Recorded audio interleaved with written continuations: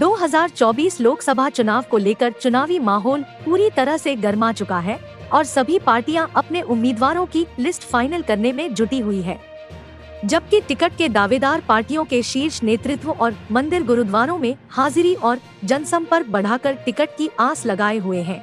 इसी कड़ी में आज भारतीय जनता पार्टी के प्रदेश प्रमुख लघु उद्योग प्रकोष्ठ अमित बिंदल ने जनसंपर्क करने के साथ साथ आज बाबा बालक नाथ के विधानसभा क्षेत्र स्थित बाबा मोहन राम काली खोली वाले के दर्शन कर आशीर्वाद लिया।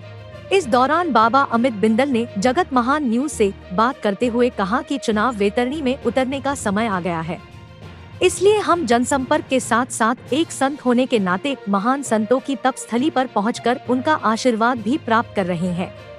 इस दौरान बाबा अमित बिंदल ने भाजपा सरकार की उपलब्धियों का जिक्र करते हुए कहा कि सोनीपत लोकसभा क्षेत्र से अगर उन्हें मौका मिलता है, उनके सामने चाहे भूपेंद्र हुड्डा आ जाए, अब की बार उनको पहले से ज्यादा वोटों से हराएंगे। बाबा अमित बिंदल जी, आज आप भिवाड़ी पहुंचे हैं, क्या इसके यहाँ पहुंचने के पीछे मकसद था और जिस प्रकार से चुनावी तैयारियां चल रही हैं लोकसभा चुनाव की, उसके बारे में क्या कहना चाहेंगे आप? आज बाबा बिंदल पहुंचे हैं काली खोली वाले बाबा मोहन राम के मंदिर में, उनसे आशीर्वाद लिया है आज। और आने वाली लोकसभा चुनाव में मोदी सरकार, एक बार फिर मोदी सरकार 2024 के लोकसभा चुनाव में अब की बार 400 पार मोदी जी की जीत सुनिश्चित है। और आज उनका आशीर्वाद लेने के लिए बाबा मोहन राम जी का मैं यहाँ पहुँचा हूँ और यहाँ इतना प्यार प्रेम मिला है लोगों का, यहाँ भी लोगों की आस्था इतनी है बाबा बिंदल के प्रति, लोगों का जनसमूह उमड़ा वो भी आपने देखा और आज आशीर्वाद लिया है मोहन राम जी। जिस प्रकार से भाजपा ने 195 लोगों की लिस्ट जारी की है जो कैंडिडेट हैं और उसमें काफ़ी नए चेहरों को मौका दिया है, 25% जो है महिलाओं को भी मौका दिया है और कई नए चेहरे हैं उस महिलाओं में भी, तो आप क्या देखते हैं हरियाणा में भी क्या आपकी तरह कई नए चेहरों को मौका मिल सकता है? देखिए, जहाँ तक बात चेहरे के मौके की बात करें लेकर के चेहरों के, नए चेहरों के, तो ये हमारे माननीय नरेंद्र मोदी जी का फैसला होगा, भारतीय जनता पार्टी का फैसला है। हम तो मोदी जी के सच्चे सिपाही हैं। आज धरातल पे जो मोदी जी की नीतियां हैं उनको जन जन तक पहुंचाया है। आपने भी देखा होगा जब 22 जनवरी 2024 की घोषणा हुई थी, राम मंदिर जो पुणे उसकी जो प्राण प्रतिष्ठा हुई थी मूर्ति की, उसकी जब घोषणा हुई 22 जनवरी की, उसको लेकर के भी हम लोग पूरी बाबा बिंदल की टीम 9 की 9 विधानसभाओं में, आपने भी कवरेज करी थी, 9 की 9 विधानसभाओं में हमने आमंत्रण यात्रा भी निकाली। और उसके बाद अगर बात करूं तो प्रचार प्रसार लगातार जारी है। मोदी जी की नीतियां आम जन तक पहुंचाने के लिए बाबा बिंदल एक सच्चे सिपाही के रूप में आज भी उनके साथ काम कर रहा है। आप लगातार जो है सोनीपत लोकसभा क्षेत्र में जा रहे हैं, हवन आदि भी कर रहे हैं और काफी ऐसी महिलाओं का ग्रुप भी आपका घूम रहा है जो कि लोगों को जागरूक कर रहा है नीतियों के बारे में, तो क्या लग रहा है किस तरह का समर्थन आपको पूरी लोकसभा में मिलता दिखाई दे रहा है? प्रत्यक्ष को प्रमाण की जरूरत नहीं होती, उसी तरह से आज बाबा बिंदल को जो जनता का समूह समर्थन मिल रहा है, पूरे समूह को जो समर्थन मिल रहा है वो खुद में एक ऐतिहासिक है। आपने भी देखा होगा, क्योंकि आज लोग बढ़ चढ़ करके आगे आ रहे हैं। जिस तरह से पहले कांग्रेस राज की बात करूं, विपक्षी दल से और की बात करूं, 70 सालों में जो नहीं हो पाया, आज इन 10 सालों में मोदी जी के कार्यकाल में ये आपको देखने को मिला। महात्माओं का राज आया, आज महात्मा आगे उनकी एक आज इज्जत मैं बात करूं, एक सम्मान की बात करूं, वो मोदी काल में ही हो पाया है।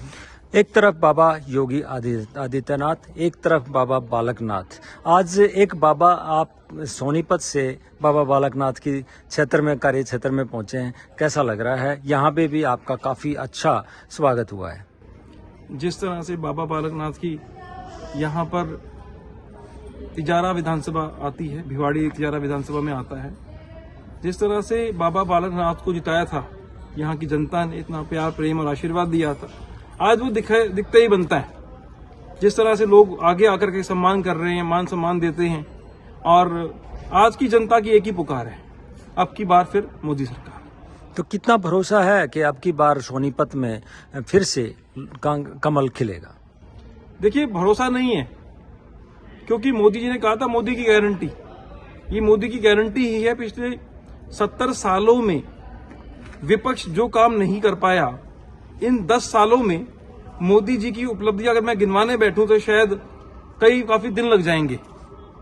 और मुख्य अगर मैं बातें करूं तो 500 साल बाद ऐसा ऐतिहासिक दिन हुआ 22 जनवरी 2024 मोदी जी के अथक प्रयासों से कि राम मंदिर बन पाया, प्राण प्रतिष्ठा हो पाई, भगवान श्री राम लला जी अपने अयोध्या नगरी लौटे, जो एक बड़ी आस्था का प्रतीक था हमारे हिंदुओं के लिए। धारा 370 की बात कर लें जी, और जिस तरह से 3 तलाक की बात कर लें, मुस्लिम बहनों ने 2019 में मोदी जी को बड़ी जीत दिलाई थी सहयोग दे करके। ऐसे बहुत सारे जितने आज नेशनल हाईवेज हैं बने, जितने एयरपोर्ट की अगर बात करूं, जितने एम्स की अगर बात करूं, ऐसे बहुत सारी उपलब्धियां हैं माननीय नरेंद्र मोदी जी की जो आज जीत सुनिश्चित करती हैं। जी, एक आखिरी सवाल, अगर आपके सामने अगर आपको मौका मिलता है और कांग्रेस और आम आदमी पार्टी का जो गठबंधन है उसकी तरफ से अगर भूपेंद्र हुड्डा सामने आ जाते हैं तो उस चुनौती को आप किस प्रकार से स्वीकार करेंगे? देखिए, माननीय भूपेंद्र सिंह हुड्डा की अगर बात करते हैं तो पिछले इतिहास में जाइए, 2019 के लोकसभा जब चुनाव में हुए थे लगभग 1,52,000 वोटों से वो हारे थे, तो उनको भी अपना इतिहास याद होगा। मैं तो कहूंगा कि बहुत अच्छी बात है वो आगे आए और शायद वो 1,52,000 का आंकड़ा अब की बार 3 लाख भी पार करेगा। जगत महान न्यूज की report. Heart is the pumping organ of our body. Here we explain blood circulation through heart. Blood circulates 2 times through the heart. Firstly, the deoxygenated blood enters into right atrium through superior vena cava, and then it enters into right ventricle by crossing tricuspid valve. After that, deoxygenated blood goes to lungs for oxygenation through pulmonary artery.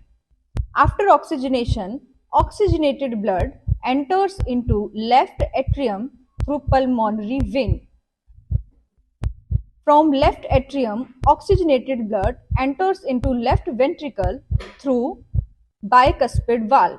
Now, oxygenated blood enters into aorta, and the oxygenated blood distributes itself to all body parts and organs.